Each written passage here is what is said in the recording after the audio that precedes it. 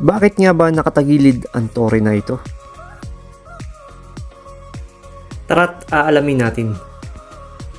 Hindi nyo alam, isi-share ko sa inyo. Ang pagtagilid ay sanhi ng mababaw na pundasyon na lalim lamang ay 3 metro.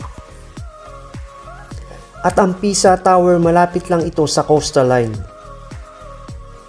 Kaya naman ang lupa dito ay pwedeng may pagbaba. Lalo na kung itatayo na gusali ay gawa sa purong marble na napakabigat. Nung nakatayo na ang pangalawang palapag nito, kaya ayon ito ay tumagilid.